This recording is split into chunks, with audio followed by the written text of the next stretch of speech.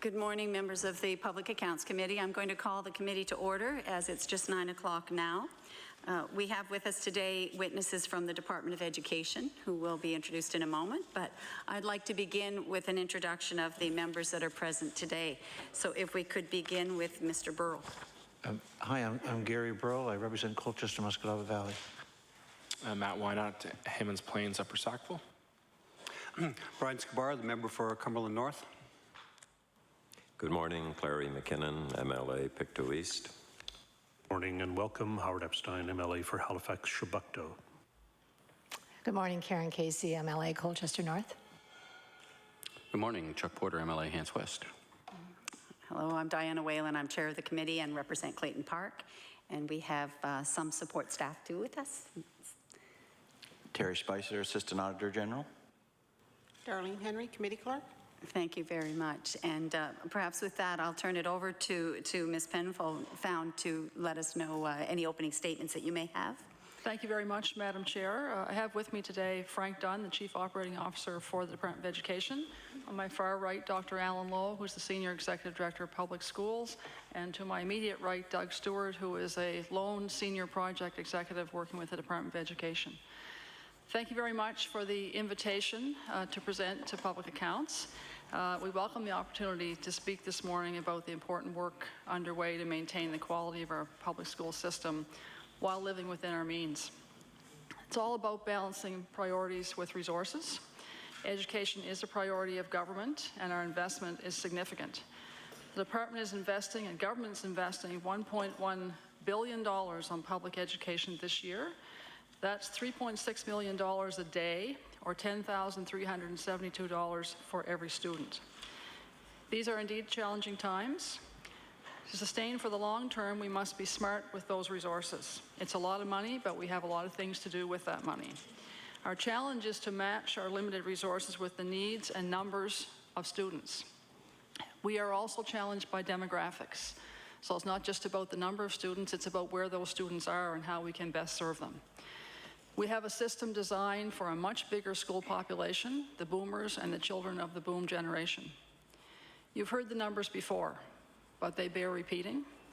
Just to illustrate what we're up against, enrollments have dropped every year since 1971. Today we have just under 125,000 students in our system, almost 30,000 fewer students than we had a decade ago. Very, very significant considering that we only started with 150-some thousand, so if you lose 30,000, that's a huge chunk of students. And this trend will continue for at least another decade, we predict. We can look now and see who's in grade primary and who's in grade 6 and who's in grade 9, and you can predict where you're going to be with your junior high population, your high school population. The department and boards recognize we have to better align the system with the number of students and do so in a way that will protect student learning. Despite these enrollment challenges and fiscal pressures, the boards and the province have managed to maintain student-to-teacher ratios and average class sizes at historic lows. The teacher-to-student ratio, for example, is 1 to 12.9. 10 years ago, it was 1 to 16.5, so that's a significant drop in a 10-year period. The average class size, which is perhaps of more interest to most people, in elementary is now 21.4 students. In junior high, it's 20.7 students, and in senior high, it's 20.4. And I would stress, as you know, those are averages. There will be classes larger, there will be classes smaller. Today, compared with 2001, 2002, and I think this is an interesting way to think about it, there are on average 3 fewer kids in each high school class, 5 fewer kids in each junior high class, and about 2 fewer kids in each elementary class. These are averages, of course. Also, in the last year, we've added a new early reading support program called Succeeding in Reading. We've expanded Schools Plus to every region. Our ITIM system for education called In School has expanded and will be in every school in Nova Scotia by this fall. And we're taking a lead role in dealing with a worrying societal problem, and that is bullying, and in particular, cyberbullying. The decisions we make on all these fronts must be realistic and position the students and the province for success. You'll know that Dr. Ben Levin, the Canadian Research Chair in Educational Leadership at U of T, gave us some valuable advice this spring. We engaged him to do what we would describe as a big think piece. In other words, not to give us all the solutions, but to say, knowing what he knows and what we could tell him about our population, about our demographic, about our geography, about our fiscal challenges, what did he think we should focus on moving forward? He suggested 5 areas: reducing failure in the system, improving daily teaching practices, making better use of our facilities, expanding learning outside formal school offerings, and building public support for public education. We're using his report and input from the public. In fact, we had about 1,000 people who gave us input. We had 20-some actual written responses from stakeholders, quite detailed in many cases, from our education partners to develop a plan that will guide us over the next few years. And the Premier launched a Kids and Learning First consultation on the web, and we had significant response to that as well. So all of those things will help to inform where we go, and we expect government will share its plan with Nova Scotians soon. This plan will start us on a path towards a school system that's more effective in meeting the needs of a declining school population. We need to examine the expanding use of online learning, video conferencing, and distance education, particularly when you consider our geography and our demographic. Helping teachers be more effective in the classroom and better use of instructional time are just a few of the things that we will be focusing on. School boards continue to do good work and deliver high-quality education to our youth under very tight budgets.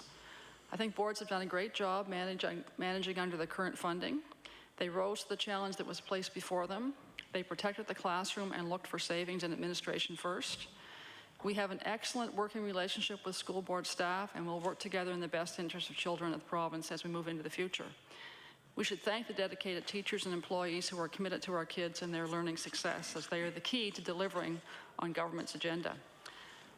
The school board funding formula, and I understand that's one of the reasons you wanted to speak with us today, was to look at that. We're currently in the process of reviewing what's referred to as the HOG formula. It served the system well for many years, but it's getting old. It was first introduced about 14 years ago and was revamped into, I guess, what we call HOG 2 in the early 2000s. Boards told us, all of them, that we needed to have a look at this. They all told us that for some reason they felt the formula didn't work for them or should be adjusted or needed to be reconsidered. And we are working to be sure that the formula best reflects the changing cost drivers that those boards are experiencing.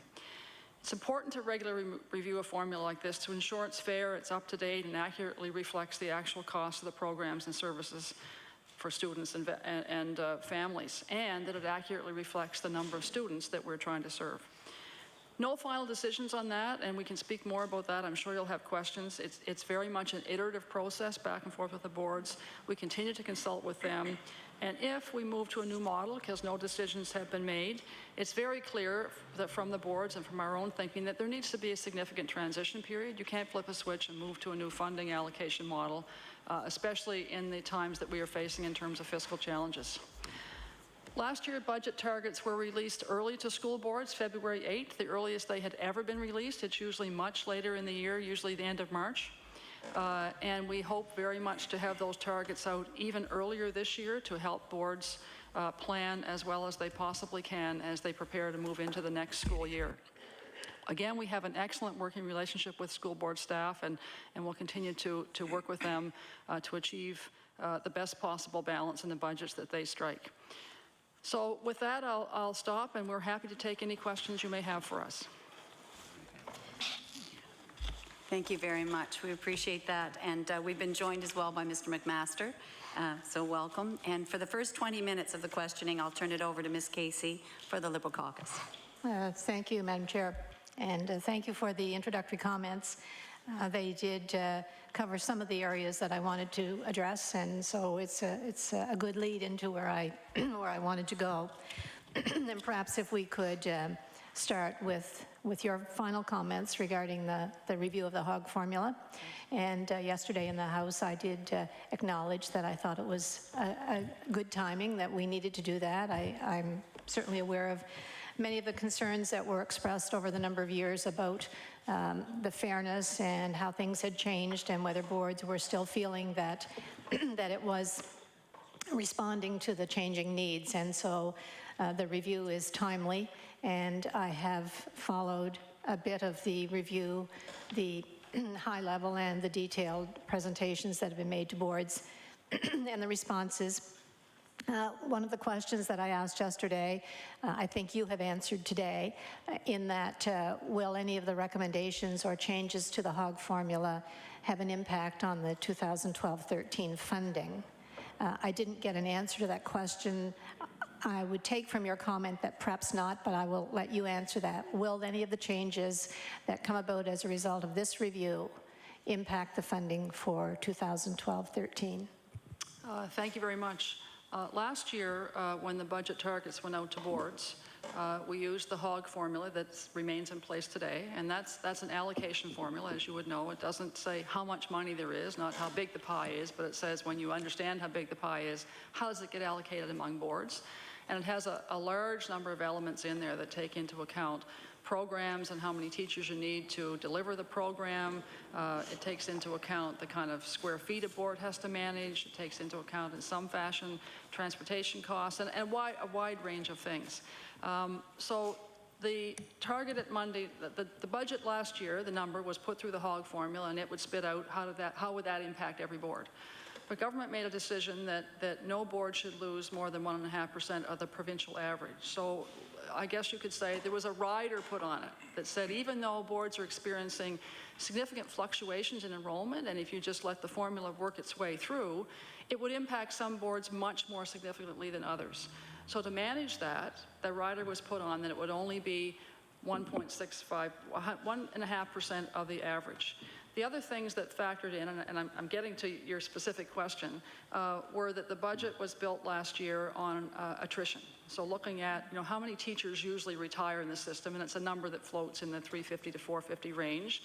So looking at how much money is allocated, does it look like enough teachers will leave the system by natural processes that will allow boards to contract without laying off permanent teachers? And the other thing was to tag the amount of the reduction to the enrollment decline, but recognizing that students all don't come out in a big lump. If you lose 100 kids, they don't come out in 4 neat little classrooms. They come out, a kid here, a kid there, a student here, 3 there. So you can't take it all out. So it was matched to about 75% of the enrollment decline. The hope is this year that if we complete this process with school boards and we reach sort of an idea of, okay, we now heard from them and we understand what their concerns are, and we can change the formula and adjust it to better reflect what their concerns are, and to be sure that the formula, as well as possible, reflects how they incur their costs and where their expenses are. For example, there wasn't really a transportation formula in before. And we know that's a huge factor. For a board like the Strait, they keep telling us, don't forget, we have 6% of the students and 20% of the land base. So to have an effective formula in there that allows you to look at transportation. So the hope is that if we get to that point where we think the formula is in good shape and government's prepared to approve it, and that we've built in those concerns that boards have, that we could use it to allocate funding to school boards. But we fully anticipate that government will probably instruct us to again put one of those riders on to be sure that we have a significant transition period, so that if any board is experiencing a more than reasonable swing in its funding, that they would not be harder hit than whatever that rider would dictate, whether it's 1.5% or of the 1.5 of the provincial average. So I hope I've answered your question. I think the answer is yes, but in reference to your earlier comment about transition, that there would be some transition period. So if I could try to rephrase, Yes. If all of the things come together with the HOG review and a new formula or adjustments within the existing formula are agreed upon, then it could be used as the mechanism to determine the distribution of funds in 2012-13, recognizing that if the government does decide to do that, that department would be asking that there be some provision so that the impact would not be detrimental to boards if in fact they are going to be experiencing a change as a result of this formula. And that would be your transition component? Yes, if I could. You're right, but I would add, Sure. add to that if I may. Whether we had a new hog formula or not, if government was asking boards to take less money next year and to do that, I think government, as it did last year, would likely very seriously consider the need to have some kind of a governor on there to be sure no board was taking significantly more of a reduction than others. So whether we had the old formula, new formula, I think we'd probably be looking at that and recommending that to government. So it would be the same in that respect, whether we had the new formula or the old formula. In terms of transition, if government wants to balance the books by 13-14 and continues to ask boards to absorb their cost of living increases and to contribute to the back to balance process, that will take a couple of years, and there will be this rider on it in terms of reduction. If we get to that point, and this is me just speculating in terms of how we might get there, after that date, even if we got to a date when we said, okay, boards don't need to absorb their cost of living anymore, and we're back to balance and we're in an even situation, there would still need to be a period, I would think, of 2, 3, or 4 years to transition into the full application of the hog formula, because the impacts of enrollment decline and the impact that that has on transportation and facilities and all those things is something that can't happen overnight. So there would be a governor in the period when we're in reduction mode, and then even after that, there would have to be several years before the new formula was fully implemented. So there would have to be transitional funding built in to get to that point where it was at full effect. Thank you. My next question has to do with the famous graph that everybody is seeing that looks at declining enrollment and costs of education going up. And I think a lot of us understand that the costs increases to education are not directly related to the enrollment, but rather to the specific needs that we're trying to meet in the classrooms. So although I can say here, I believe that it's misleading to show that, because we know that the composition of classes has changed. We know that the challenges that teachers are facing are great, and we know that the needs of the students continue to grow. And we also know that a lot of the programs that were put in place to provide supports for those students in our classrooms are costly. So my question is, putting that graph aside, is there an acknowledgement at the department that it is going to cost more to meet the needs of the inclusive population which we now have in our schools, and which we have had, and which we have tried to accommodate with the specific programs, many of them being short-term, one-on-one interventions, some of them long-term, but they are very costly. So where's the department with acknowledging that even though the enrollment is declining, the needs of students and the cost to support them is not declining? I guess the short answer is yes, we would acknowledge that, but to expand on that a little more, the budget for the Department of Education last year was $1.1 billion. Most of that money goes to boards as determined by the formula, but once they get that money, boards determine how to spend it, right? So they look at what is the best use of the money that we have. With regard to special education, there's $125 million in that funding that goes out, and we require boards to spend on special education. Now, they also add in money of their own. So government and the department at least protects that much money and says at least this much must be spent, and you can decide with your other funding where you allocate your spending, which they do. We hear regularly from school boards and from the NSTU about exactly what you've mentioned, that class composition is indeed different, and there's no denying that. And I think the inclusive policies of the department and government over the years have acknowledged that and recognized that we have children with very significant needs in our classrooms and in our schools. I know personally of children in hospital beds who are in school. I know of children with multiple challenges that are in school and support it through a variety of measures. And the department staff work hard to help school boards do that. In terms of the X graph, it has probably been one of the most debated illustrations of the comparison between students and money. Historically, if you look where we were in 02-03, the per student funding was $6,200. Now the per student funding is over $10,000. And yes, the class composition had changed, but that's a significant increase in funding. And many factors went into that funding. Labor negotiation over the years, you know, on a payroll that's $700 or $800 million, when you have negotiated increases in salary, that adds a lot to your bottom line. So all of those things certainly factor in. But I guess what I'd say in conclusion to answer your question is, yes, we do acknowledge classrooms are different, but we also acknowledge that those trends of students going down and spending going up is not sustainable. Thank you. Follow-up question to that. I think it's important, and I commend the department for targeting money that boards have to spend on special education. And but my concern is with a comment that you made that then boards, if boards get that money and they can spend it on special education, but then if they want to spend more, and we know that most boards do put extra money into special education, it has to come from somewhere.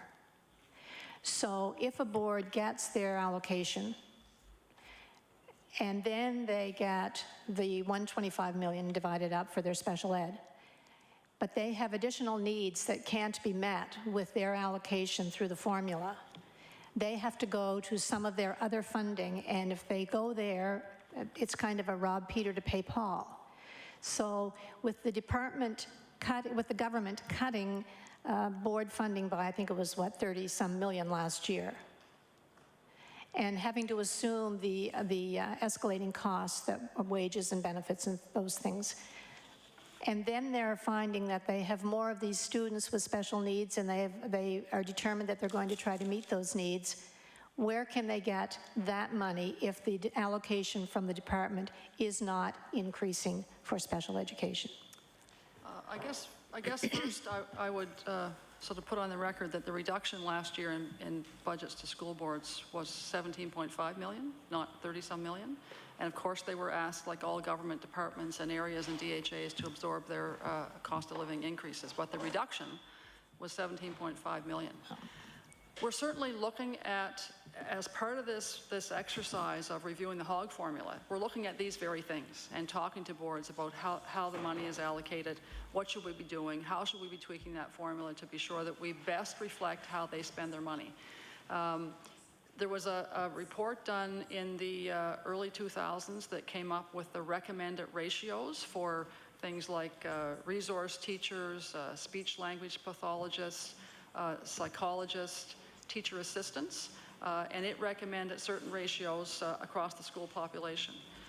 And those were built into the funding formula. So built into that $125 million was the determination of, okay, this is about how much based on those ratios you should be spending on psychologists or whatever. Those ratios were updated in 2007. And the 2000s, and I should say, the ratios that were determined was not just by department staff. It was a broad committee that included stakeholders from the special education community, from some of our special education specialists in school boards, and the number that they came up with is what's been used to run the formula. So we're having a good look at that, and we're hearing from boards about how it works, and boards will receive their money, and they are in the best position to determine how to allocate what they have. So I acknowledge your comment. It's certainly a discussion that we are having as recently as a few days ago, because it's an iterative process with the board. So we're working on that. I appreciate that. I noticed in the responses back from the boards that that's one of the areas, the special education funding, that they felt was too low. So I'm encouraged to hear that the discussion is ongoing.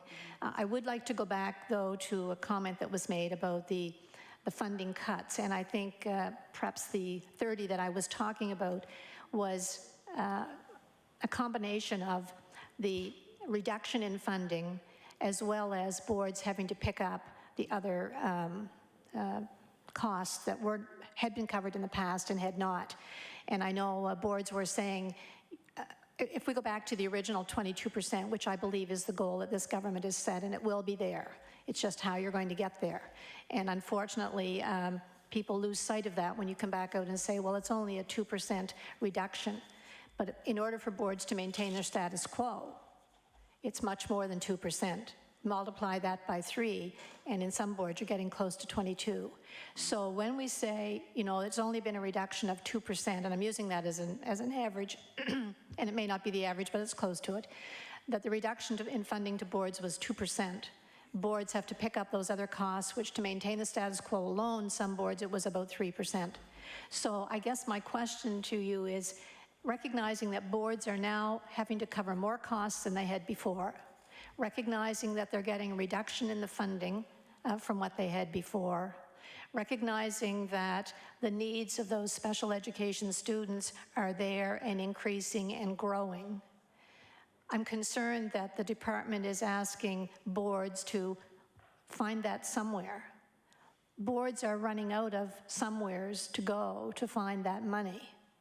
And so I'm hoping that when boards express that to you, that the allocation for special education will reflect the needs that they bring to the table. We do have the inclusion policy. We know, and I can give you examples of some schools, and I know Dr. Lowe would have these as well, where you have, you know, some high schools have 40+ students who are identified as having special needs within the classroom, and every one of those requires additional supports. So the number is not going away, and although the enrollment overall may be declining, the number of students who are requiring special interventions is increasing. We're doing a better job of identifying, and I think that has helped to drive that number up. My concern is that boards will be strapped. They will have to find their money somewhere, and without direction from the department as to where they can go for that extra money, because some of it is targeted, 80+% is teacher salaries. They can't touch that. And I'm not telling you folks anything you don't know, but I am saying that boards are limited with where they can go to find that extra money to help with special education. So I'm pleased to hear that comment. I will go back to a comment that was made about balancing the books of the province. And when you look at the investment that any government should be making in education, and good times, and in particular in bad economic times, what economists are saying is the last place you would look for reductions would be in education. So I'm wondering, as a team, when you talk about imposing reductions on school boards at a time when the economy is not in good shape, how does that match that even though we need to stimulate the economy, we're cutting one of the most crucial departments which will contribute to the growth in the economy, that being education? There's just a minute left, if you would. I'm not so sure that this isn't the conversation that you should have or will have with the minister. However, I'm happy to offer a few comments. First, on the 22%, that number has dogged us for quite a while, and I know you know that. When we first sat down with school boards more than a year ago now to talk about the fact that government would be working its way back to balance and education would be expected to help to bear the burden of doing that and to find a way to work on it, we met with the staff on a working level and said, okay, if we had to do significant change in the system, what are the kinds of things that we would consider if we had to look at these numbers? We as a department never said we're looking at 22%. That was a number that was calculated by some boards, and I won't dispute or argue that for some of them that was their perception of what it was. But we did not put out there that we would be trying to reduce 22% out of the system. So I guess just as a starting point.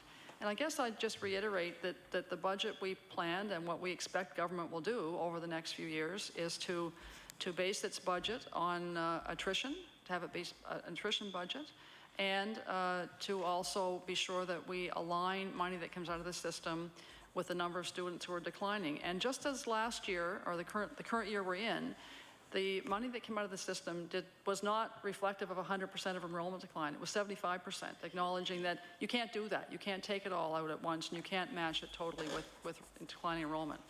So I guess I go back to my original point, or one of the points I've made is it's important to look at enrollment decline and to factor that in, because if we are allocating money based on students who aren't there, In some instances, that means we're not allocating money appropriately for students who are there, which I think is consistent with your point.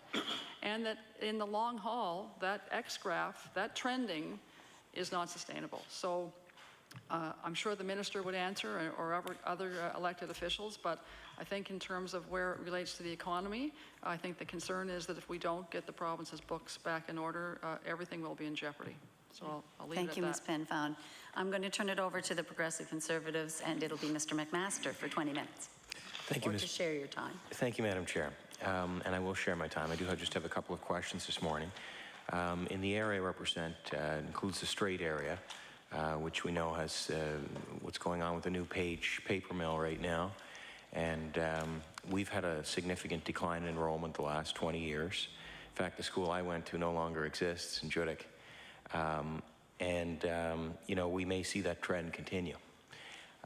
If we do, how does the funding formula now, does it take into account some protection for recognizing that school boards can't control the decreasing numbers of children, and they do have these buildings which are now larger than they need to be?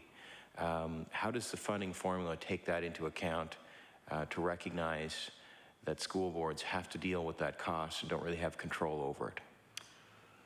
Thank you. That, as you can imagine, is a hot topic in all of our meetings that we have with school boards, and most particularly in those boards like the Strait who are experiencing the most significant of enrollment declines. The current formula has a mechanism in it that allocates funding for small schools. So in the current formula, a school that's 100 students or less, the formula provides $150,000 for that school. It's a recognition that there are certain inefficiencies in running a small school, so the formula should acknowledge that. But the way it's set up now, it's a school with 100 students or less, no matter where that school is.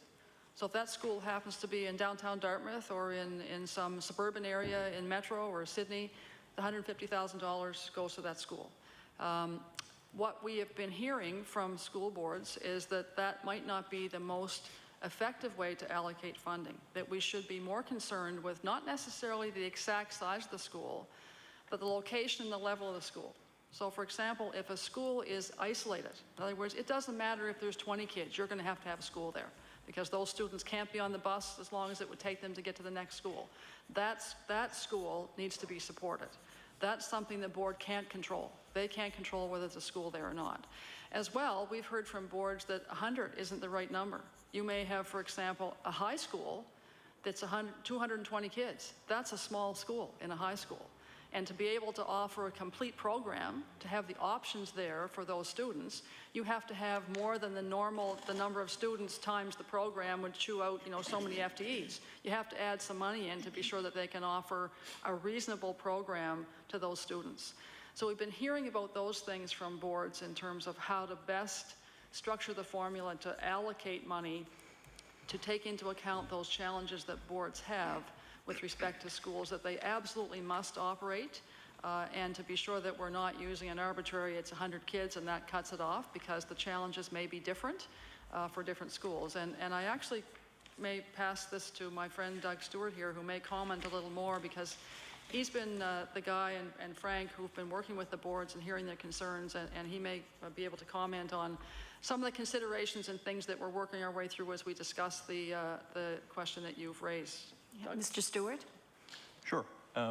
So if we take the issue of small schools and the proposed changes that we took out for consultation with the boards, we attempted to define isolation in terms of how far apart schools are, and then we defined small in terms of the type of school. So in elementary school, we use 20 students per grade. In a junior school, we use 40 students per grade. In a high school, 50 students per grade. And that wasn't our initial starting point, but in consultation with the boards, we kind of small got a little bigger, reflecting the challenges that they have in delivering programs. And they also pointed out that in addition to the space costs that you've mentioned, you have teaching costs. So when you have a small school, it gets difficult to have enough teachers under the normal formula to provide the full range of programming. So the formula then adds, or the proposed changes, add additional teachers. To small elementary schools, you get a teacher. A small junior school, you get a teacher. And then for For high schools, depending on the size of the school, from 500 students down, you get an additional 1, 2, or 3 teachers. And as you would be aware, and I'll reference your riding because you're obviously most familiar with that, but there's a mixture of P3 and board-owned schools in your riding. So the P3 schools are currently funded in a different process. So the additional teaching FTEs, if applicable, like Dalbray or whatever, would kick in under the new formula. But the space for a P3 is already, excuse me, protected at least through the period of the lease. And then if we look at the other schools in your riding, Pleasant Bay, for example, qualifies as small and isolated, no great surprise there. The one in Belcote, Northeast Thailand, I think it's called, because of the catchment area configuration and such, that would also qualify. So they get, in Waikagama, similar because the catchment area is isolated. So in those cases, the proposed changes fund the entire square footage of the building. So the old formula used a figure of 105 square feet for an elementary student, 130 for a junior high student, and 140 for a high school student. When we went back and looked at that and looked at the size of schools that are built to meet the new standards and things, it turned out that it was more around 140 square feet per student, regardless of the type. So we've increased the number of square feet per student in the formula. However, in many cases, in some of these isolated schools that you're talking about, that still didn't meet the full square footage of the building, and as you pointed out, and as boards pointed out to us, you know, we don't get to heat 3/4 of the building, we have to heat the whole building. So the formula, the proposed changes to the formula would then take, so if you had 100 kids at 140 square feet, that's 14,000 square feet, but the building is 20,000 square feet, the formula would then add the additional 6,000 square feet, so the board was whole, if I could use that term, for that small isolated school. That help? Okay, I think that sounds like it might recognize, I think that's what the goal is of the change.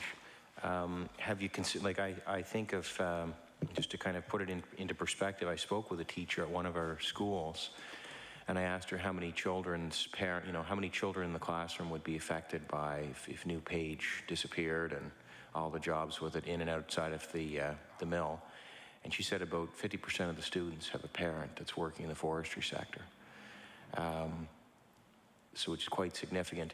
Have you considered removing the fixed costs from the formula and just looking at the variable costs for the formula? In other words, based on the number of students, you need X number of teachers and whatnot, and just take the fixed costs for the building out of the equation altogether and fund them separately. And maybe with the changes, you're essentially accomplishing the same goal. I'll let you comment. Ms. Penfound. I'll comment, and Mr. Stewart may add something. I think it's important to understand that how the HOG formula, the current one, takes into account enrollment decline. We have had some school boards where the decline has been significant, and I guess what you're alluding to is the fear that it may indeed increase for the straight board given the economic circumstance there. But the way the formula works is it's a 5-year rolling average. So no board would lose more than 2% of what the enrollment decline would dictate. So if in any given year, say your enrollment dropped by 4%, you'd never lose any more than what 2% would have had you lose.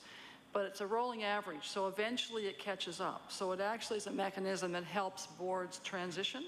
And we've actually heard from those boards with the most significant enrollment decline, please don't touch that. You know, we think that's a really important thing to protect us. And so that is something that I would say is highly unlikely would change in the formula in terms of making sure there is that protection for boards, that they do not experience, they do not suffer financially in a precipitous way should their enrollment drop off more significantly than any other board. In terms of the fixed costs, I'll turn it back to Mr. Stewart, who can comment on the discussions that have been ongoing in that front. Mr. Stewart. Yeah, I guess what we've tried to do is in those cases where the board doesn't control, so the small isolated piece that we were talking about, if in your hypothetical example half the students disappeared in the school and it's a small isolated school, then we've made this board whole, I guess is the term I would use, for the funding for that school, whether it's got 300 students, 200 students, 100 students, if it's in a place that it has to be, then we've detached that, in essence, from the formula, from the enrollment pieces. Okay, thank you.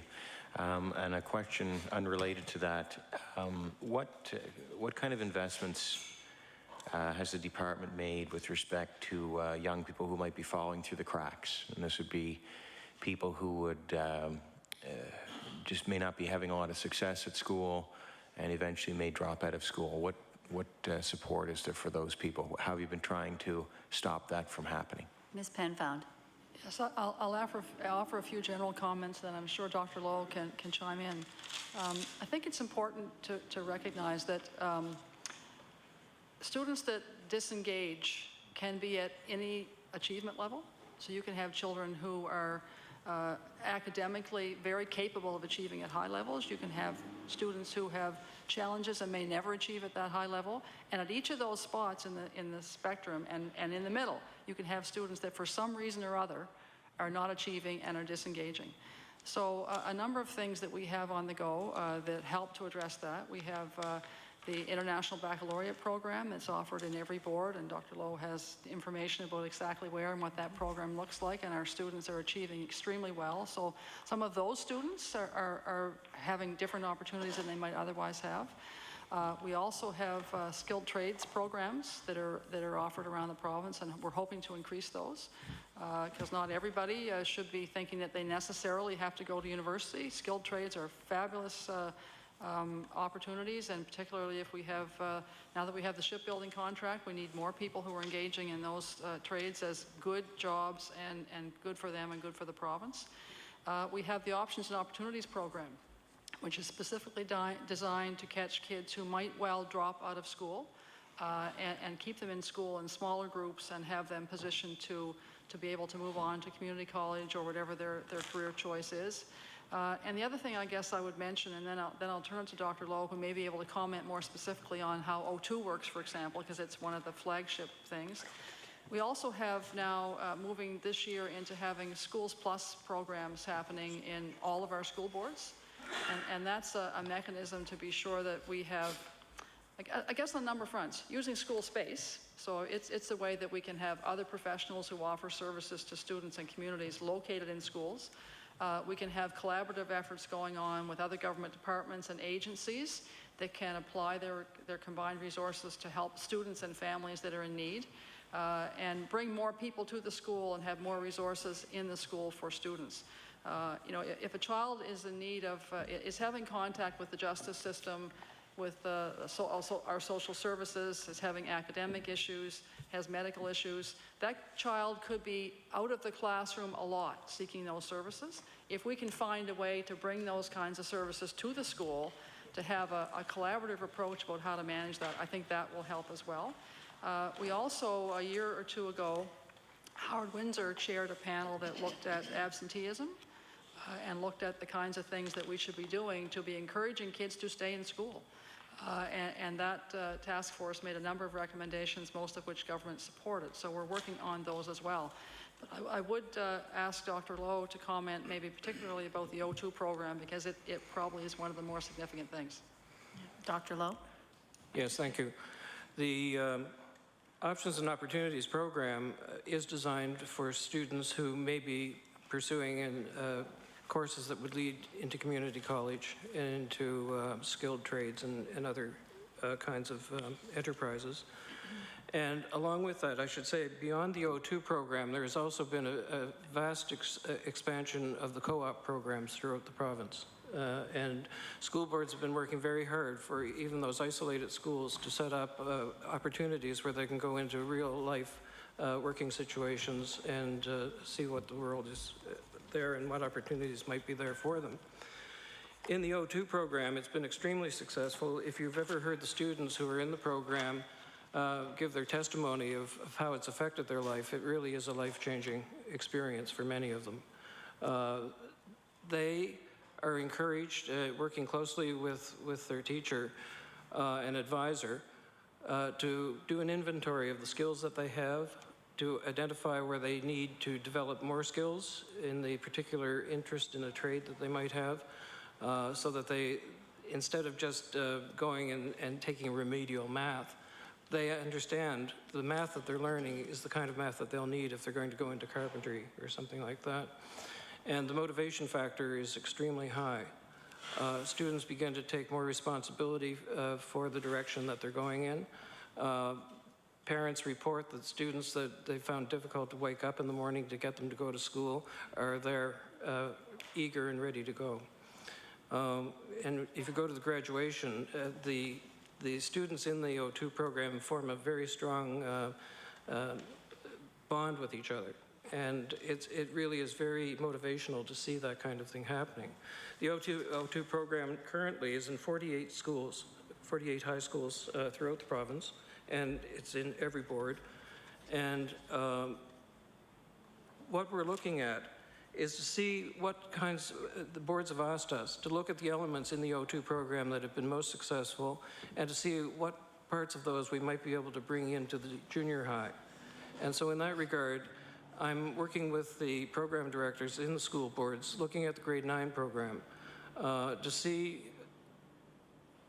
how we can take the elements where students begin to look at themselves, look at the skills they've acquired, look to what they might be interested in, to explore different things in careers and that kind of thing, and then to take responsibility for going after those skills that they need. We're looking, for example, in the South Shore Board in Queens at project-based learning with high technology. And it's been, in the initial stages, extremely interesting to watch the change in the atmosphere in the school that is being reported to me. The students are motivated, they're excited, they really see that this can lead somewhere. And so that's the kind of thing that we're exploring there, and along with all the other things that the deputy has mentioned. Well, that's great to hear, and it must be very rewarding for teachers who are involved with those students to see them motivated and wanting to learn. So that's good to hear. I just have one last question. We talked a little bit before. I heard you mention that the cost per student is about $10,000 now. Most of that is from salaries, and that's often the case with a lot of things. What portion of the cost would be, because I suppose the average person likes to think, well, let's try to get all the dollars into the classroom where it's directly impacting the students, but we recognize there has to be some central management of the system, there has to be supports from the center to help the teachers in the classroom. What percentage would you say of the Department of Education budget is sort of in Halifax, in the department itself, supporting all the teachers in the schools throughout the province? Ms. Penfound. Thank you. I guess just a couple of comments while my friend Mr. Dunn here scoots around and finds that number, because I know we have it. But a couple of comments relevant to your question. Last year when we put the budget targets out to boards, we gave specific instructions to them in terms of where they should look when they did their reductions. And we asked them to reduce significantly, or to look first at the number of consultants they had in head office, and to look at the amount of administration they had. And we asked them to do it and to reach certain targets over 3 years. Most of them went at it even harder than we might have predicted, and went there first in the first year, and that's exactly what we'd hope they do to stay away from classrooms. Having said that, I think it's fair to say that those of us at the Department of Education recognize that in the education system in Nova Scotia, those of us who sit at Brunswick Place are the furthest thing there is from a classroom. So that whatever we're asking school boards to do, we need to be looking very hard at what we're doing as a department to be sure that we are appropriately supporting them, but that money is flowing insofar as is humanly possible to school boards to apply to students in terms of direct support. So, Frank, I'll turn it over to you to perhaps answer more specifically. Mr. Dunn. Thank you. If you refer to the estimate books for the Department of Education, there's a line item in programs and services, which is public schools. That's the public schools branch within the department, which essentially is the Mr. Dunn, could you just straighten your mic, because they can't find your voice. That's good. Which is essentially the administrative wing of the department. For 11-12, public schools was about $34.4 million. And on a total to the public education system, which is about 1.1, that works out to about 3%. Another thing to keep in mind, and in that $34.4 million, there's about $10 million in grants that go back to the school board. So purely from an administrative perspective, it would be less than the 34. But okay. Thank you, Madam Chair, and I'd like to turn it over to my colleague for the remainder. I don't think we have much time Your left. time is gone, actually. Oh, is it gone? At Okay. 9:50 it Okay. elapses, so you'll have to wait for the second round, Mr. Porter. We'll begin with Mr. Wynot. And that's 20 minutes for the NDP Caucus. Thank you very much, Madam Chair. Thank you for being here today. I guess I want to start off by just saying a few things in regards to some of your opening comments, Ms. Penfound. You know, one of the things you mentioned was that it kind of made you think, you know, when you said that every year since 1971, our enrollment in schools has been going down. Is that correct? Is that what that's what she said? So obviously money has appreciated over that time, but at the same time, there has been more programs added, more curriculum added to the schools, and I think for a positive way forward. I guess I want to touch first on you mentioned in your comments that targets for last year's budget were given the earliest that has ever happened. What was the feedback that you received from the school boards on that? I think they were pleased. I think, you know, earlier in the fall, we had gone through this exercise of the what-ifs, you know, what could we look at, and that raised a significant amount of anxiety and resulted in the 22% number flying around. They stressed with us the need that, particularly if they were facing significant change, they needed those targets early. And I think February 8th was, they would like to have had them even earlier, but I think they recognized that February 8th was a significant change from previous practice, and that they were pleased with that. I mean, to look at how they do their staffing and what they would have to do from a program perspective to meet those targets was not insignificant. So for them to have, in effect, at least 2 extra months, that was a significant advantage for them, I would say. Which is good to hear.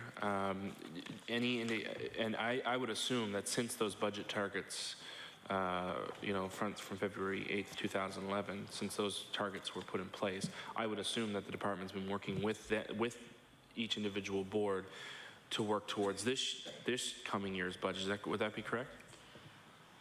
Absolutely. We have a very robust system and protocol in place for how we work with the school boards. As the Deputy Minister, I meet about every 6 weeks with school board superintendents along with the senior staff. We co-chair those meetings, so it isn't just me setting the agenda. They choose one of their members to be the chair, co-chair, and we work together on the agenda and what we should be talking about, and it very much becomes a shopping list of things on their mind in terms of what they're dealing with and issues that have come up and how we should collectively approach some of the issues. We work on regular mundane stuff that people really don't care about outside that room, but are part of how you make the system work and have updates on various things. Frank, as the Chief Operating Officer, and his staff meet quite regularly with the CFOs from the school board, so we continue to work with them on a monthly, if not weekly basis, sometimes even a daily basis, as they work their way through the year, and we are always back and forth in terms of information, because the school year starts and you can predict what the enrollment is, but you don't know till the kids show up. You know, so just working our way through all of that. You know, what do the classrooms look like? How many kids are there? What are the issues going on in a particular school? So we're doing that all the time, and of course we have the normal stuff that never goes away, which is people who call and say, I don't like where the bus stop is. So we are, and we always, you know, say those are decisions that are made at the board level, but we help the boards as much as we can when issues like that come up. So we have a very, very good working relationship with the staff. Now, that's not to say they like everything we tell them, or that they are happy when we say, you know, the budget is being reduced. But I would characterize our relationship with them as very cordial, very professional, and very collaborative. Okay. Again, will, I guess looking forward, will those budget targets be met early again this year, do you think? We are extremely hopeful that we will be out with targets even earlier than last year. If we had our wish, we'd be out before Christmas. There are some things that have to happen to make that come to pass, but our want and desire is to have it become common practice that boards have their targets well before the end of the fiscal year so that they can do their planning.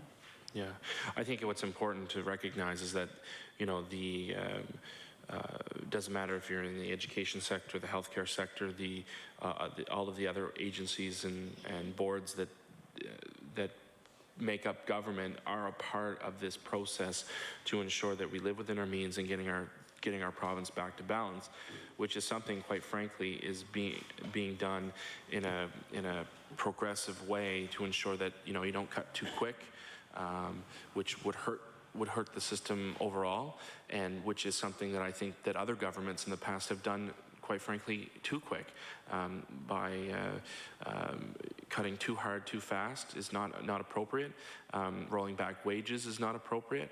And so those are the things that I think that we're seeing that will ensure a solid footing going forward after the government, our government's budget is balanced. I have a question in regards to capital construction, and just seeing, you know, we do see that X graph, you know, as you said, it can be debated fully, but it's certainly an eye-opener. But I would argue, too, that places out in the suburban areas of Halifax Regional School Board are actually probably seeing increases in students, you know, because of new subdivisions going up and all the rest of it.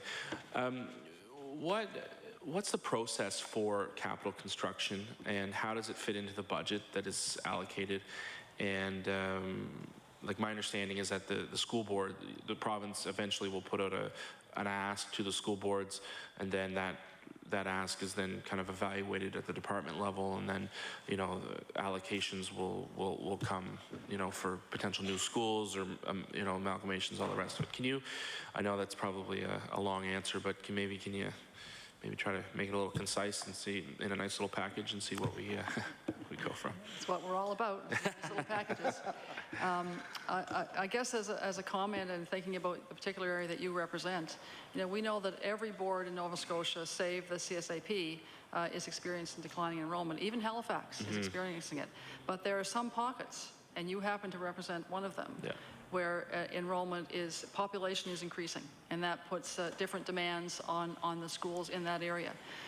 You're right in terms of how you've briefly characterized how the process works. Each year, government determines what its tangible capital asset budget will be for all of its tangible capital asset needs, so transportation, hospitals, education, all those things.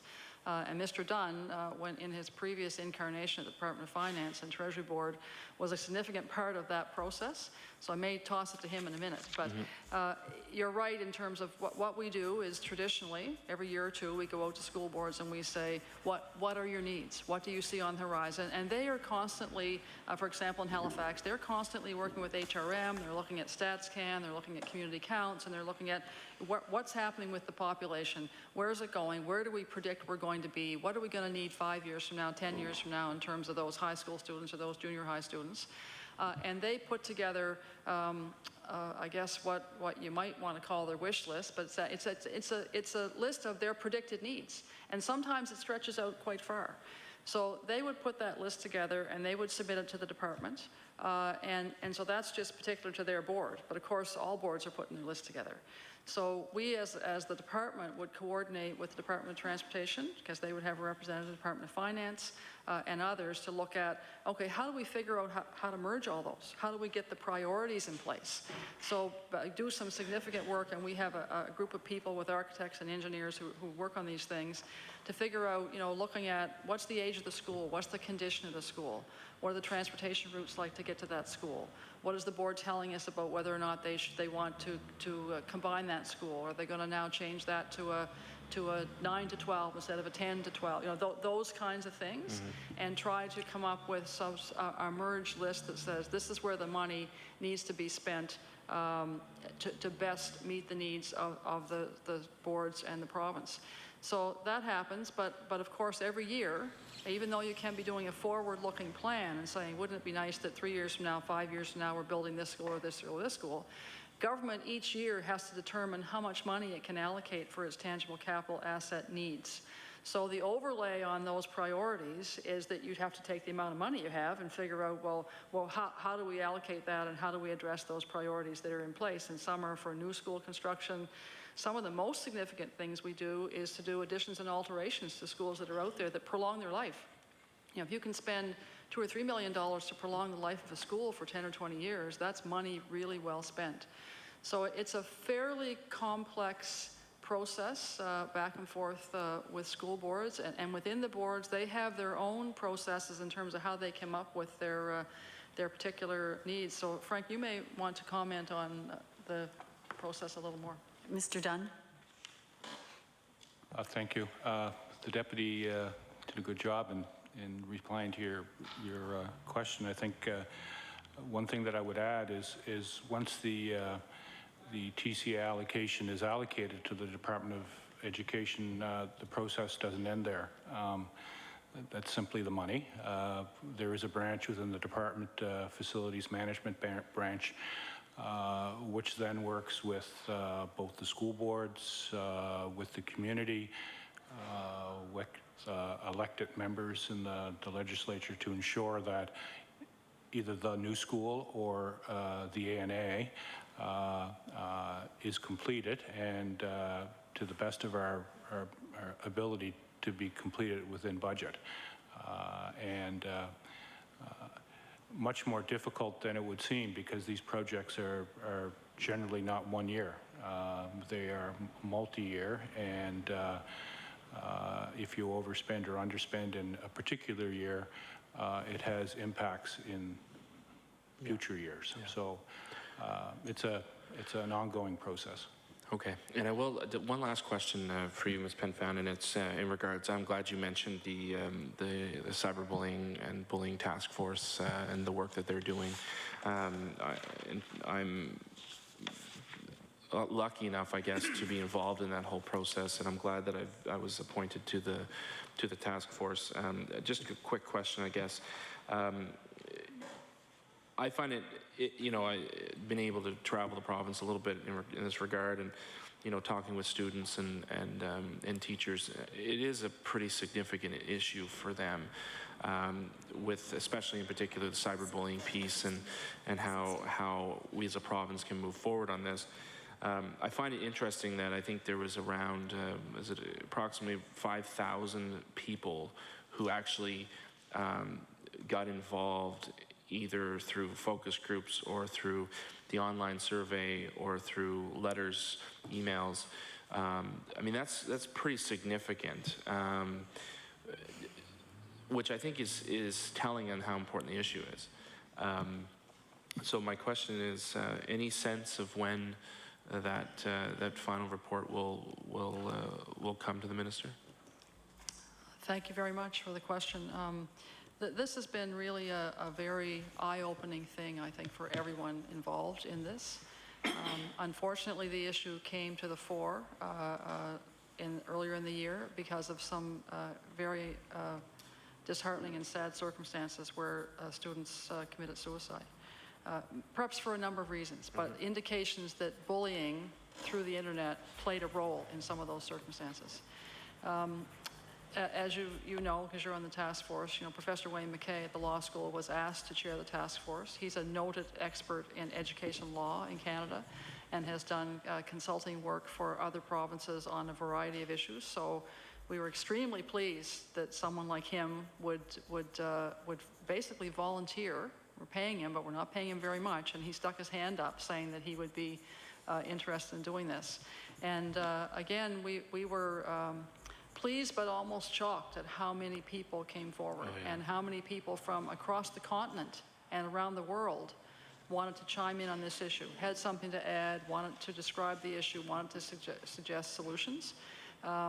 Actually quite, I say, heartening but also concerning because we realized just how big an issue it was.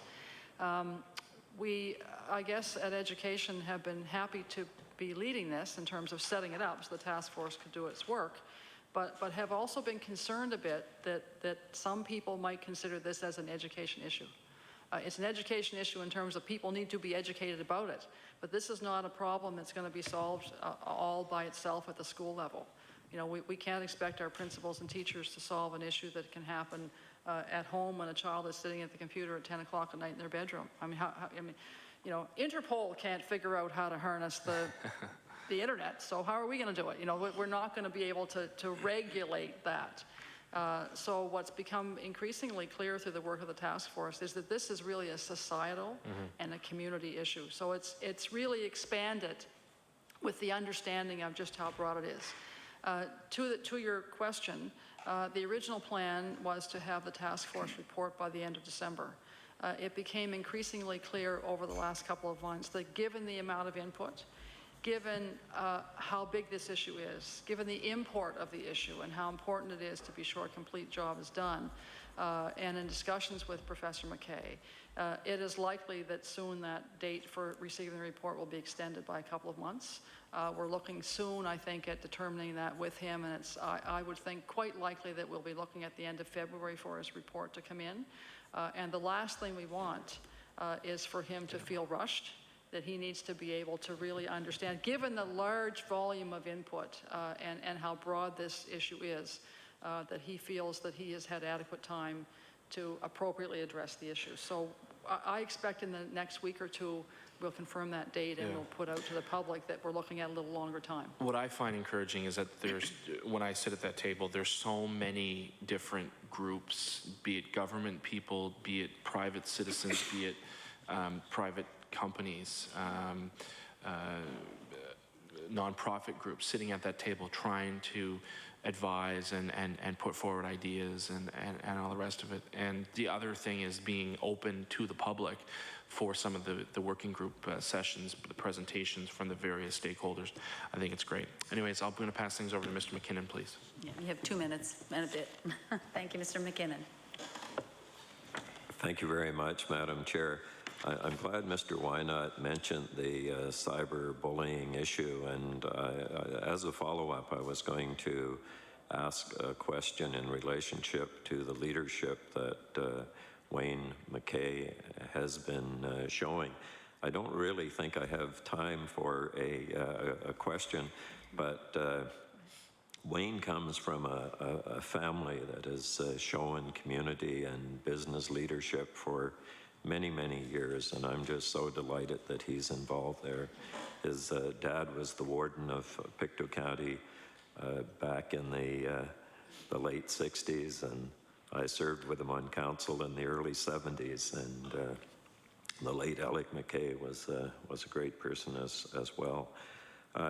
Perhaps when we come back, I'd like to talk about a couple issues in relationship to the sky is falling in relationship to education, and we heard so much last year about reading recovery being replaced by succeeding in reading program.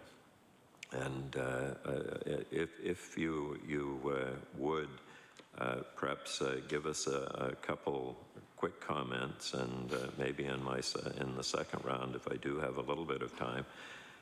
This new program is being well received, and Ron Marks, one of the school board members in the Chignecto Central Regional School Board, recently was commenting, and in the news, the daily paper in New Glasgow, and just a quick quote if I could. Teachers and parents report very good success with this intensive reading help. And that seems to be what we're hearing about this new program. And Ron Marks doesn't give out compliments very easily, I must say. How is it being received? And you may not have time to answer that in this round. It's been received very well, and I'm glad you made all those Pictou County connections to Professor McKay and Ron Marks. And you're right that Ron doesn't give those comments out lightly. The program has been received very, very well. It's early days, you know, it's year one, but we are hearing from basically all quarters that teachers and students seem to be doing well.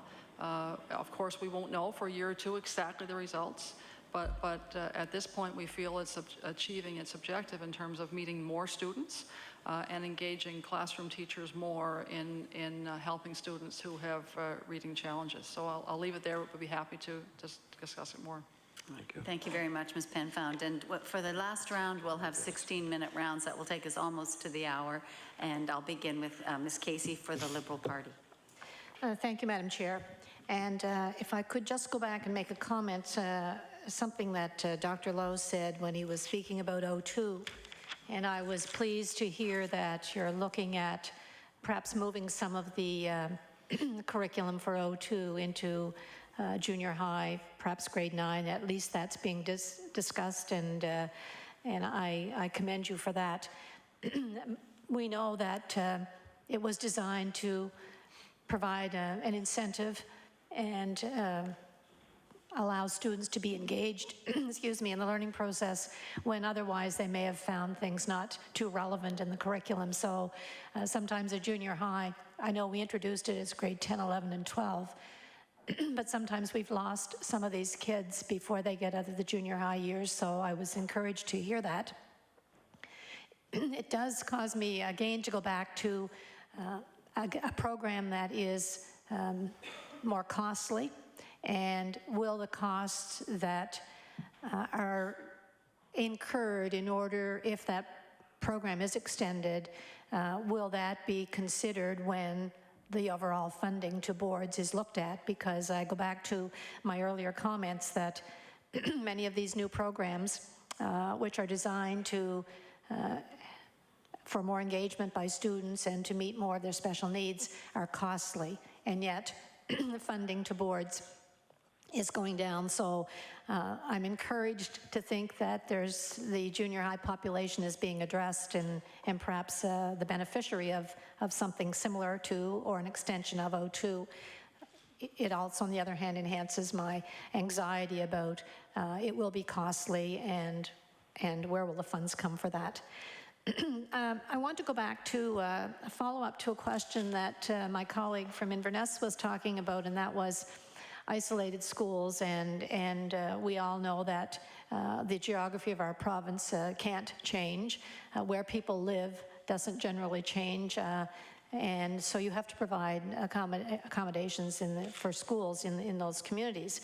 And I'm looking at some of the proposed changes, and I know one of them that was talked about was the definition of an isolated school. And I recognize that the small school and the isolated school are different, and they need to be defined. So in the document that I have, which is your document, defines isolated as travel time between schools of similar type. Could somebody expand on that definition? What travel time and schools of similar type? I'm going to ask Mr. Stewart, since he's been the guy doing most of the work on the isolated schools and transportation issues. Okay, thank you. Mr. Stewart. Thank you. By similar school or similar type, I guess the reference is elementary to elementary, middle school to middle school, high school to high school. Grade level, grade level. Basically, yeah, yes. Okay. And in cases, as you would be aware, we have a mixture of, we have P to 4, P to 6, P to 8, P to 9, P to 12 schools. So when we evaluated the distance, we used like in a P to 12, we would be using the elementary component to the nearest elementary school rather than the high school component. So we kind of went to the most restrictive clause, or the one most likely to make the school isolated, I guess. And the time refers to the travel time between schools. So in terms of distance, it's about a 20-kilometer radius, roughly. I mean, it depends on the type of road and that type of thing for the 30-minute time frame between schools. And initially, when we first spoke with boards, we had just used that cut and dried. It was 30 minutes, or it wasn't. But certainly the boards in consultation pointed out that not all of the world is nice round spheres. In some cases, you've got some, strange catchment areas. So we did make some revisions based on the catchment areas of schools, and so the board consultations that we just finished this month, it's still November, this month, we used the definition plus some allowances for catchment areas, and boards have provided some additional feedback beyond that of course we'll consider. Yes, please. Thank you. And the catchment area is obviously a big concern, because we know that it can be 30 minutes from school A to school B, but sometimes students are on a bus 25 to 30 minutes before they ever get to their school. So I'm wondering, in your discussions with boards, if that has been raised, and if in fact that will change the definition of isolated. Mr. Stewart? Mr. Stewart. Anyone? Me, I guess. Certainly that was raised by the boards in consultation, and if I could use an example, your neighbor there, he has a school in Belcote that's just over 30 minutes from the one in Inverness, so technically that wouldn't meet the definition for the high school, but because the catchment area goes so far up past Cheticamp, for example, we would have included that school, so some adjustments were made. Carry on. Thank you. If I could follow up on that, will boards be asked to identify the schools that they believe would not meet that definition? Carry on. Am I clear on my question? I think so. Okay. When we met with boards, we gave them a list of schools that we thought met the criteria in their board, and we certainly asked them to get back to us if there were schools that they felt were not included in that list, if that's your question. Thank you. I guess as a follow-up to that, how much of that information is available to the public? And the reason I'm saying that is because I know when little bits of information get out, it can obviously raise the anxiety level of the parents, and I don't think we want to needlessly do that. So where are we with public discussion, input, understanding, knowledge of this process that you're going through? Ms. Penfound? We've been, from the beginning with this process, we've tried to be sure that it was open and transparent, that we didn't want anybody thinking that we were cooking up something that people wouldn't understand and imposing it. So from the very beginning, as we started initially, the way the process worked was Doug and Frank went around and met with senior board staff and said, given your experience, what do you think about the formula? What things should change? What things need to be attended to? They met with Bill Hogg and said, Bill, what were you thinking? What was your intention? Is now that you know how this has played out, has this worked the way you thought it would? Did it have the impact you thought it would? Then the minister met with school board chairs and superintendents and provided a presentation. It's likely the deck that you have or similar to that in terms of what our intention was, what we thought the issues were. Then Doug and Frank went back out and met sometimes for 4 or 5 hours with board staff and worked their way through all of the particular issues. We, the three of us, did a little road show and went around to all of the full elected boards and made presentations and got their input. And we've always said that all of this information is open for discussion with anyone. And I know that a number of boards at their open public meetings have raised the Hogg formula and have discussed the issues that they feel are important. So we've certainly put no restrictions on that discussion. Now, are we going out and saying, here's the list of schools that might fit in the isolated category? No, because it's a working process. And just like we want to keep people informed, we also don't want them to be anxious about something that isn't a reality yet. So we're leaving it to boards to have whatever discussion they wish in public, but we are a ways from and I don't think we would say that we're going to come up with a hard and fast rule on this. We want to be sure that we hear from boards and that they are the ones who can best say, you know what, we don't have any choice about keeping this school open, so we really like you to consider it, and that's where we'll be. Yeah. Ms. Casey. Thank you. Question regarding funding. My understanding, but I could be corrected on this, that the funding to support class size caps has been removed. Can you be specific on that? Yes, I can. I just class size caps have not been removed. They've been altered. So the class size caps that have been in place for quite a while worked like this. And when I get this wrong, Dr. Lowe will help me. There was a cap of 20. Let me get the primary to grade 3. The classes were capped at 25 students.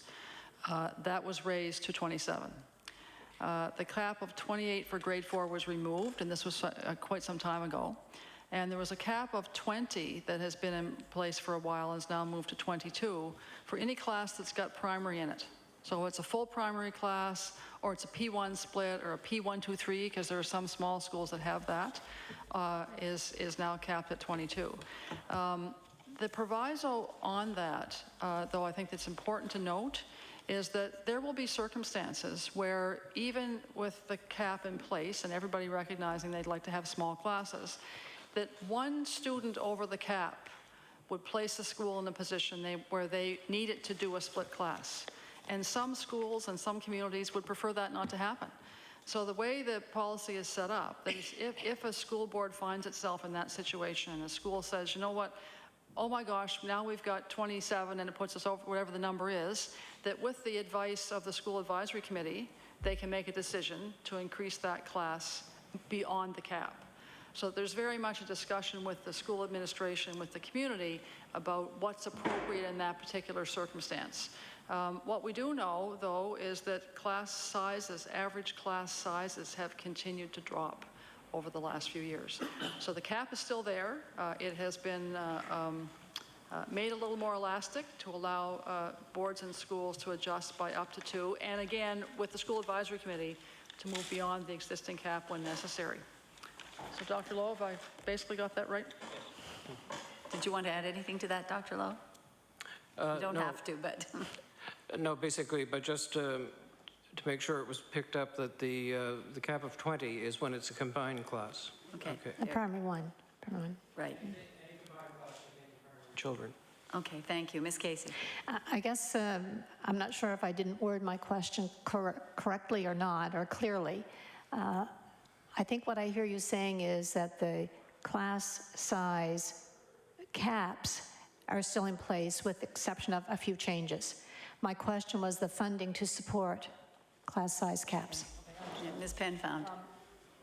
It's my understanding, I think I'm correct, Frank, that the class size caps, as they existed last year, before they were made a little more elastic, cost about $20 million. So by putting those caps on, it meant that boards were required to spend about $20 million on staffing for those classes. So we have not removed the funding per se, but by allowing that elasticity, it means that boards will need to spend less. So if they end up being able to have a class that is now 2 students bigger than it was before and not being forced into creating another class, it's a tool that gives them the ability to be more efficient in terms of how they operate their schools. Ms. Casey. Follow-up, is that targeted money for class size caps? They have to spend it on that? No, I don't believe it is. Am I right, Frank? Just looking here. It's not. No, it's not targeted? It's not. So if the money is not targeted, then we could, with, I think what I hear you saying, the cooperation of an advisory council and a school, we could have classes in our schools that exceed the class cap? Yes, that's possible. We do. And I guess my question, where I'm going with this is it the responsibility of the board to monitor that, or is the department monitoring that? School classes that go beyond the recommended cap? I guess I'd say it's a shared responsibility. I mean, the school boards know what the policy is, and they are the ones who monitor in a school what's happened and whether those class sizes have been exceeded and whether they followed the policy in terms of exceeding it. As a department, as school starts in the fall and those classes get populated, we get information through the various processes we have about where they are. We've had, for example, a couple of occasions where we've had contact from somebody saying, why is the class size larger than what I thought the cap said? And we would follow up with the school board and have them assure us that, in fact, they followed the policy, that if it is larger, that they've gone through the appropriate process to get there. You have 1 minute left, a little over. Perhaps I can just make a statement. We have heard at our caucus, and I'm sure all caucuses have had presentations from the education partners. And the message we're getting from all 5 of those partners is really contradictory to what has been stated, in that the cuts in funding to education will not affect the classroom. And we've heard that statement made. Yet those 5 partners sit with us and they say the cuts to funding are having an effect on the classrooms and the delivery of program to students. And those partners, as you know, Nova Scotia School Boards Association, the Association of Nova Scotia Administrators, the Nova Scotia Teachers Union, Parents for French, and the Home and School Association. So it's a little contradictory and I think confusing when the 5 education partners of whom you've spoken and I know you work with are saying these cuts are having a negative impact on students in our classrooms. And yet we're not hearing that from staff. So I guess my question is, are the cuts that have been, are being, I guess, imposed on boards, are those cuts having a negative impact on classes of kids in our province right now? We don't really have time for that answer in this round, but maybe you could include that in your final summation. Yes, that'd be good. Mr. Porter? Thank you, Madam Chair, and thanks to the committee for being here with us this morning. Just a few questions, I guess a comment or two to start off. As most of you would be aware, I represent Hants West. In that area, I have 8 elementary schools, 1 middle school, and 1 high school. And I also want to put on the record, I guess, given recent ongoings, that I have what I consider to be a great board. They work very well together and they work very well with us as MLAs. We, I don't know how many do it around the province, but I know that the MLAs in the Annapolis Valley School Board come together a couple of times a year and meet with that board and work through issues and get updates and so on and so forth. So the relationship there is very good and things seem to be working very well there. And I guess I would hope that the department would have nothing less to say than that things are good there and have been for some years. I guess my first question I want to get to is around the ratios of teachers and students. If I think I heard you correctly earlier, Ms. Penfold, it was 1 to 12.9? Yes. And it was prior to that? We have it somewhere here.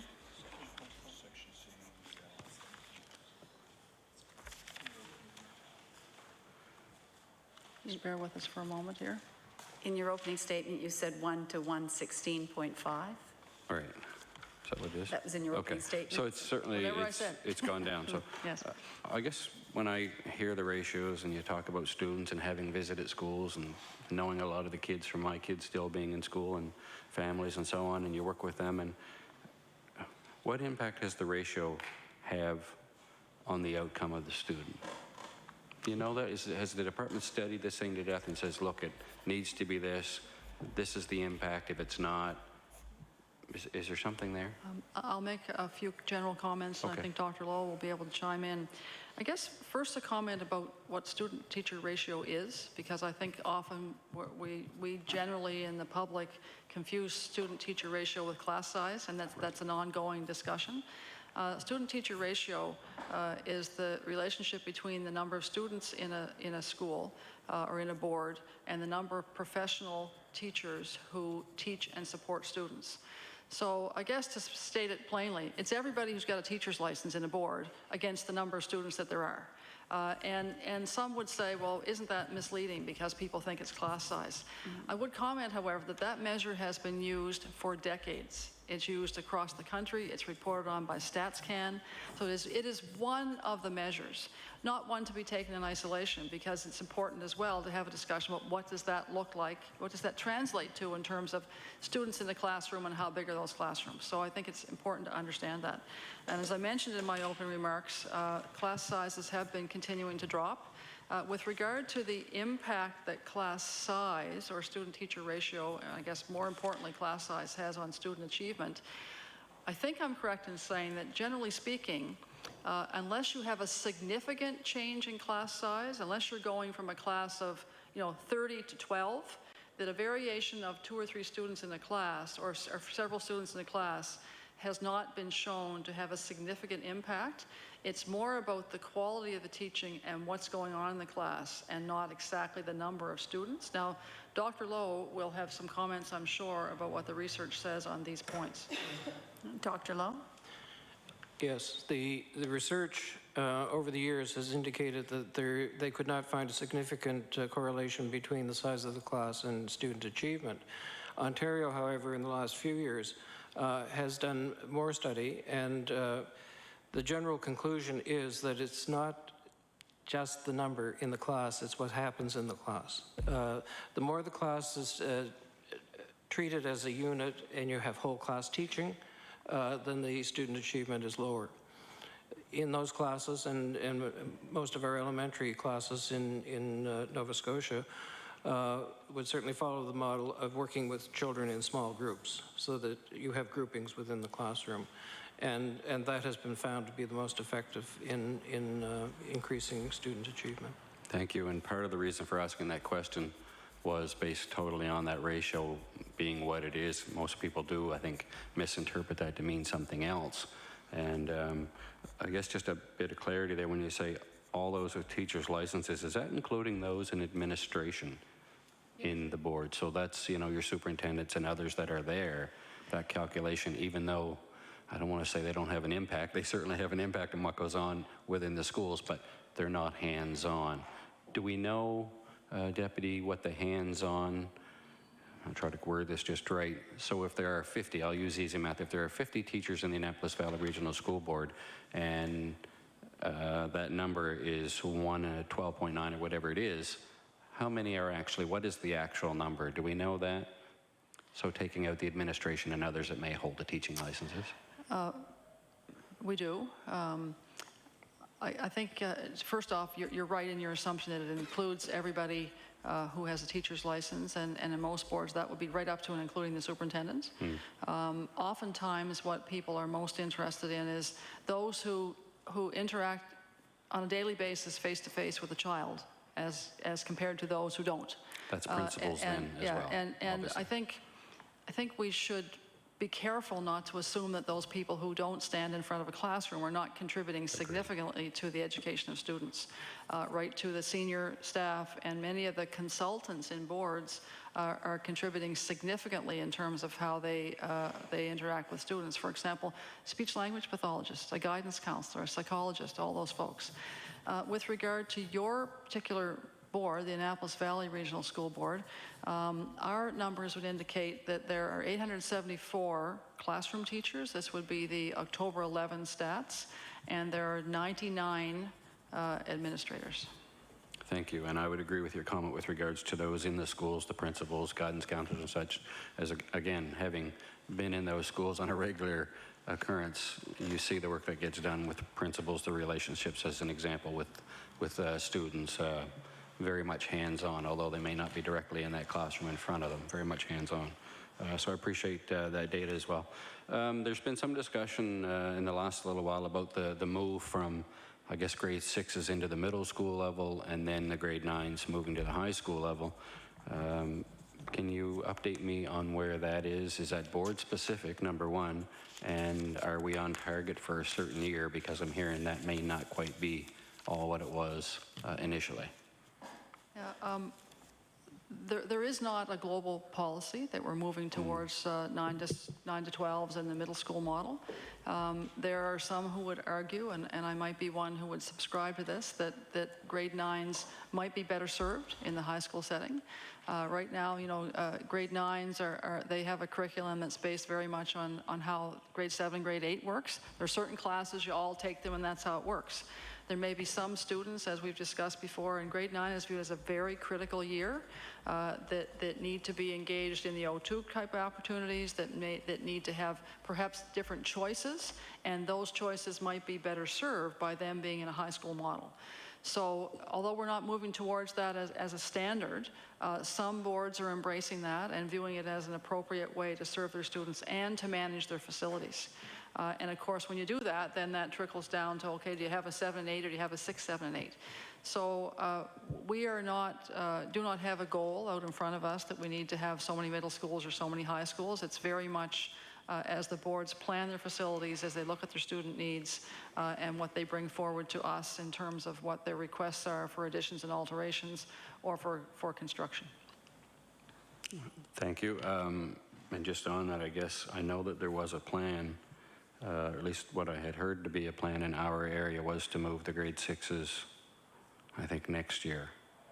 I have a girl in grade 7 and a girl in grade 8, and they'd both be going to the middle school or the high school at the same time.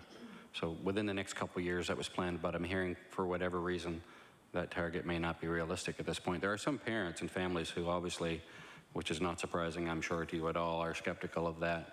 But I would agree that grade 9 is a very critical year. Having been there and left school in grade 9 and then returned later only to learn I should have stayed, I can tell you it's just that time frame though in a person's life when it seems to be, those changes, you want to get out, you want to make money, grab a job, it always seems better than getting up and going to school, albeit we know it isn't. However, what would be, I guess I'm not sure why that would have changed at this point, but student population obviously has some bearing here, and it would matter, I would think, only for 1 year though. I'm not sure when you talk about the facilities piece how that fits. Yeah, please. Yeah, I can comment. Most schools, high schools in the Annapolis Valley are 9 to 12. Not in your area, but most of them are. So obviously that board is managing and planning based on that. In terms of what they are particularly thinking for that school and how they're planning, I can't speak to that. It's really a board issue in terms of how they manage that. I do know that that board has been very progressive in terms of how they manage their facilities and not looking at it on a one-off school-by-school basis, but looking at families of schools, how the transportation factors in, and how they can best use their facilities. So, if you have a high school that's experiencing declining enrollment, you might think that, it's more efficient to manage that school as a 9 to 12 instead of a 10 to 12. So it's part of that kind of discussion, but it's very much driven at the board level. Thank you. And your comment about family in schools is quite relevant. I know that all of my schools, I'm sure they all are. It's always interesting to go into these schools and hear the principal say, this is your school. And he's not referring to just those children. He's referring to those family members that are there in attendance for any number of events. And he, I think of Mike Knowles specifically. I hear that so much when my kids were there in elementary school. This is the family's school. And so having said that, I have a school now under review with Newport Station District Elementary. Now, the board would like that review to be certainly much shorter so that they could make their decisions, obviously, based on finances. And they would probably see that come to a close maybe sooner.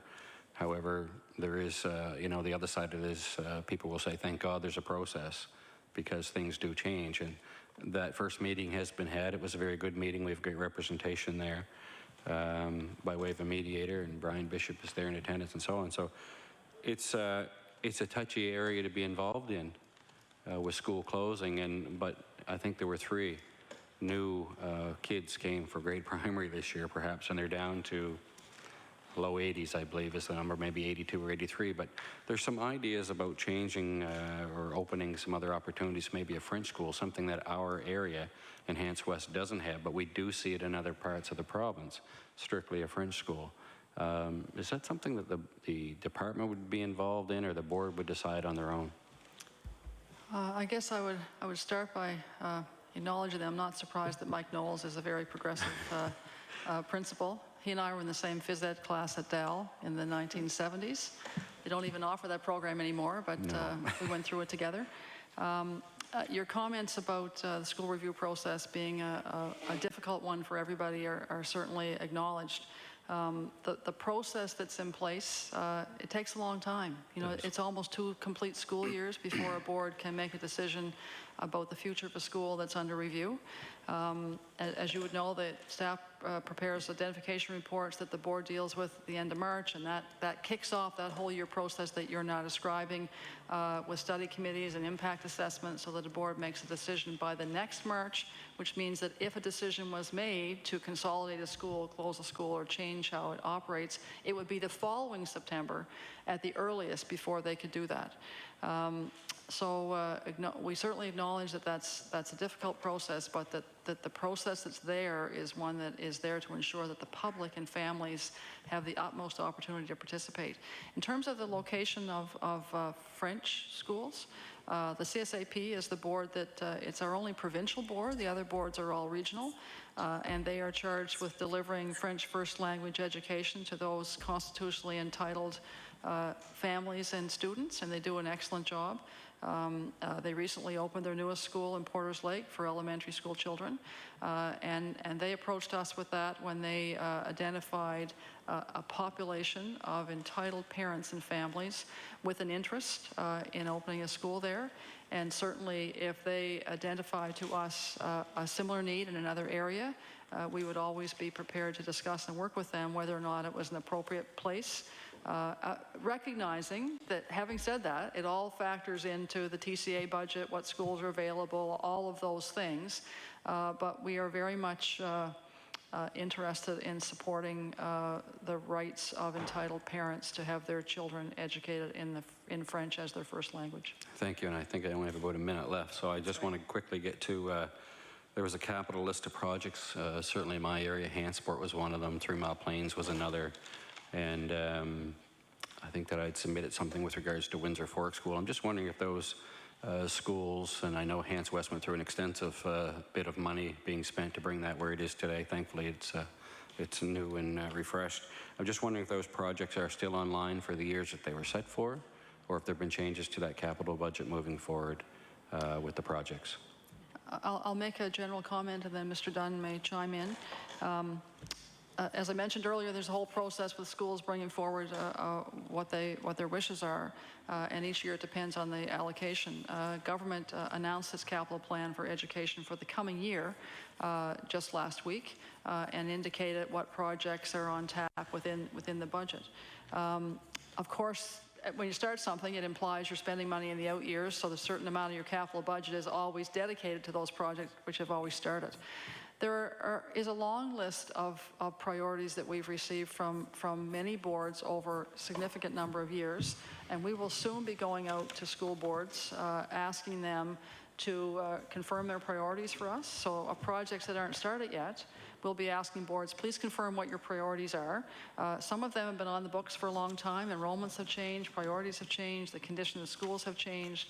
So we would be asking them to let us know, are their priorities the same, or are there any adjustments? So you may wish to add to that, Frank.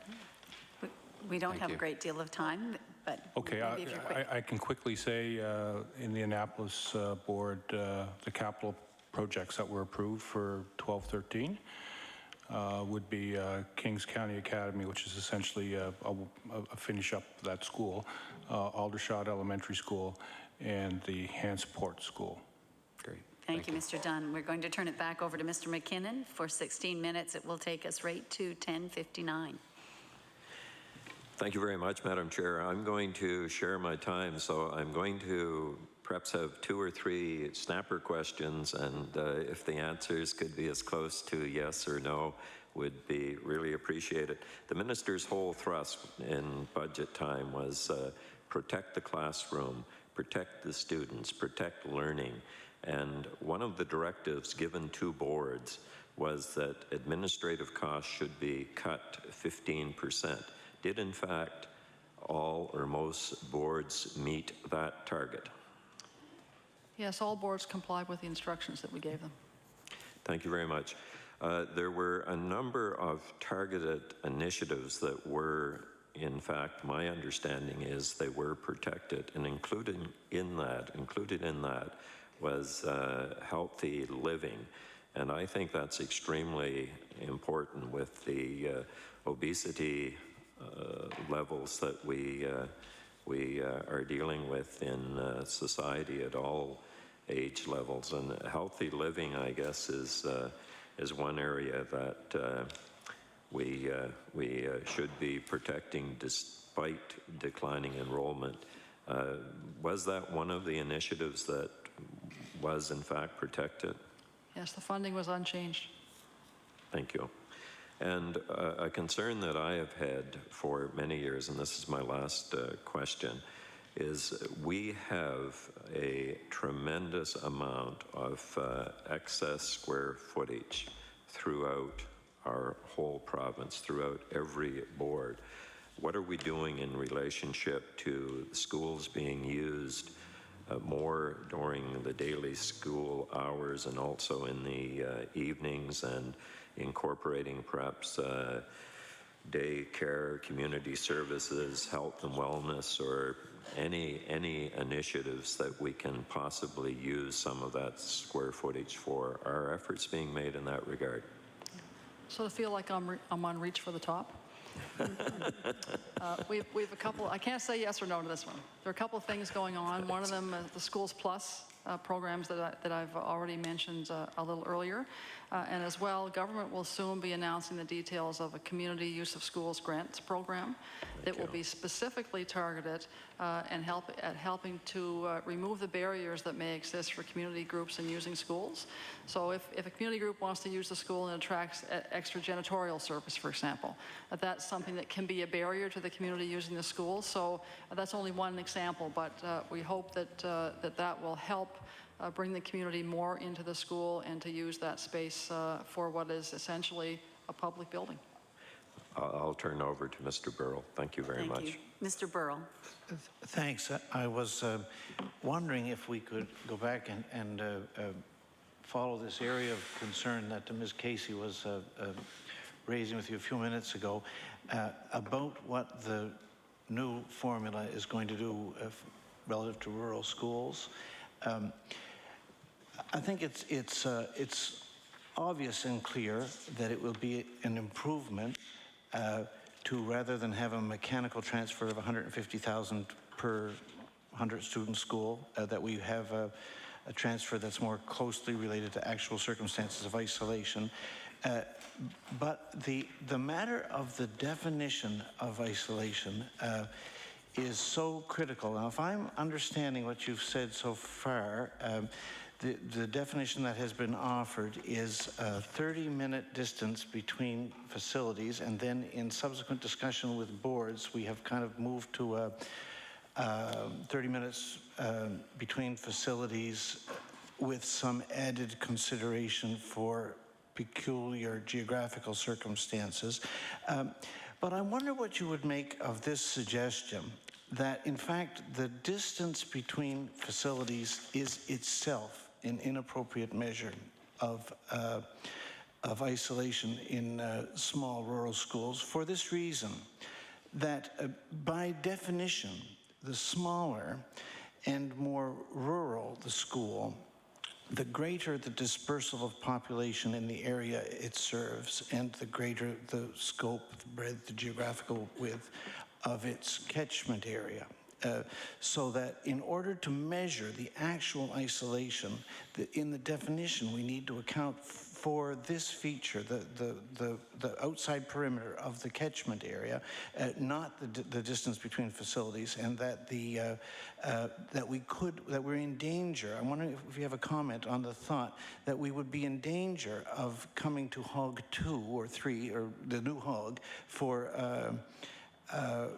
rural isolated schools. We'd be in danger of getting it wrong if we don't take into account at a deep definitional level the circumference of the broad rural catchment area rather than the distance between facilities.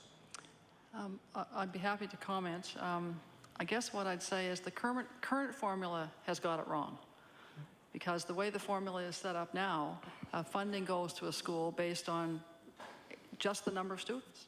So if you're a school in suburban Halifax with 100 kids, where you can walk to 2 other elementary schools, that school is supported with extra funding under the formula. And that means that that money that goes to that school that might not need it, or for which a board has a reasonable choice as it begins to manage its facilities, is not available to be used for other purposes or for other isolated schools. And Doug has used this phrase as we've worked our way through this. I think I'll get it right. It's better to be approximately correct than precisely wrong. And I think we'd say now we have it kind of precisely wrong. We don't have that money directed at supporting the schools that we understand need that support most. And those are those primarily rural schools that boards have no choice because the facility is needed in the community and the kids can't stay on the bus any longer. So I think I'd make that point. The other point I would make is that we haven't landed on this yet. Right? This is very much an open debate, an open discussion. It's been very, very much an iterative process. And we've heard, we had, as we met with full elected boards, we had some very animated discussion and exchange about this very issue. In terms of your hypothesis that we might be totally wrong in terms of using distance, just because I know the wheels are turning in Doug's head, I'm going to ask him to offer a few comments on that suggestion. Mr. Stewart. Thank you, Madam Chair. A couple of I guess, principles, and the deputy spoke about better to be approximately correct than precisely wrong. We at the department are funding school boards. And actually what we're doing is allocating funds to school boards. And if you're going to allocate funds to boards, it's reasonable to try and have a consistent set of principles and definitions so that boards are treated equally. And the standards within boards are not consistent now, not surprisingly, because they have different levels of funding and they have different needs. So what may be considered a very long bus ride in Halifax may be considered a very reasonable bus ride in the Strait. As the deputy mentioned earlier, they are fond of telling us they have 20% of the geography, and they deal with some real challenges there. So we're trying to get a definition that treats everybody equally, but at the end of the day, this is just allocating funding, and the boards will choose what they do or don't do in terms of meeting their needs. Ms. Penfound, did you have more to say? I guess I'd just add that, I mean, you've posed an interesting question, and I think it will go in the hopper with, as we work our way through the input that we've gotten from boards and staff, so thank you. Mr. Burrell. Okay. We'll just pursue this a little more.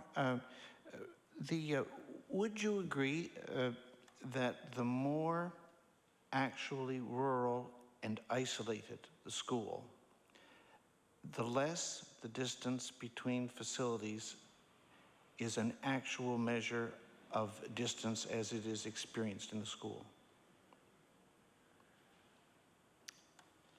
Ms. Penfound? I'm not sure.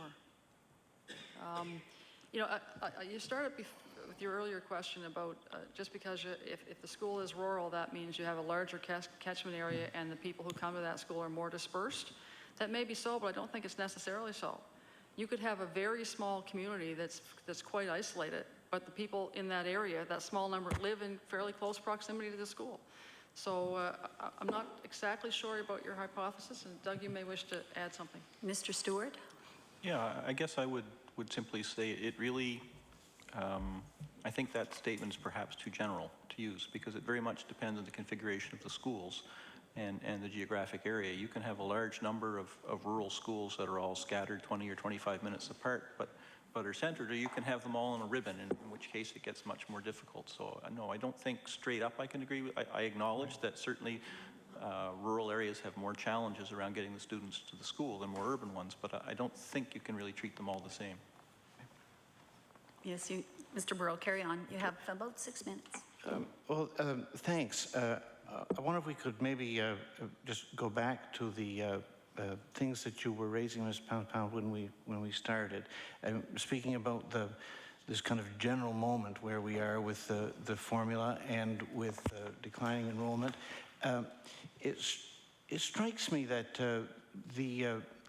that we have at at our fingertips a great amount of statistical precision about these matters you were talking about to begin with, about enrollment trends, about teacher-student ratios, about class size, and that we come with these numbers to these funding budgetary discussions, but that a lot of times this leads us to be talking past the people we're talking to, because of course this is not really what's at issue. People by and large who are informed about this accept this. What is often at issue is the question of the intensification of the classroom over recent number of years.